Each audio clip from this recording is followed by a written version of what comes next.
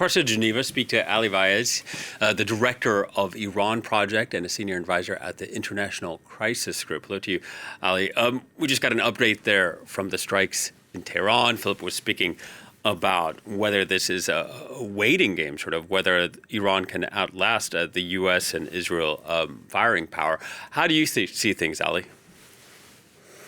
It is certainly a game of endurance from the Iranian perspective, because although the United States and Israel have much higher capacity to inflict pain on Iran, Iran has a higher threshold for pain.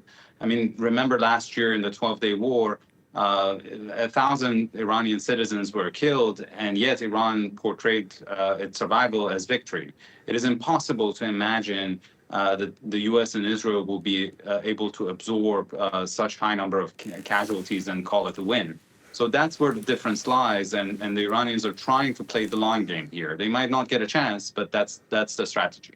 Yeah, and in the meantime, Iran looking for support from Russia. In the last few moments, President Vladimir Putin had condemned Ali Khamenei's killing. He called the death a cynical murder in violation of all standards of human morality and international law.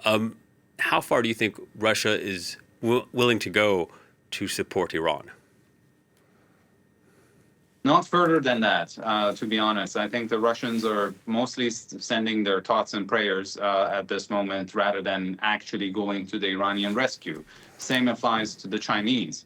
At the end of the day, both Russia and China have provided Iran with a degree of military support, intelligence, electronic warfare, equipment, and so on.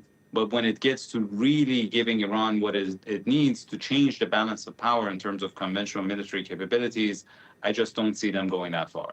Lebanon's Hezbollah, an Iranian proxy, has vowed to confront aggression by the U.S. and Israel. Will that change the situation here? Well, it could potentially if Hezbollah were to open a new front against Israel. It would really regionalize the conflict in a way that it hasn't happened so far. But it is also a question of whether Hezbollah has the capacity to do so. The dilemma I think Hezbollah is facing is what it has faced since October 7, 2023, which is to use its capabilities or lose them. So far, it has chosen to pursue a cautious escalatory path, and it has been degraded as a result of it almost every single day. Thank you very much, Ali. Ali Vaez joining us from Geneva. Let's cross now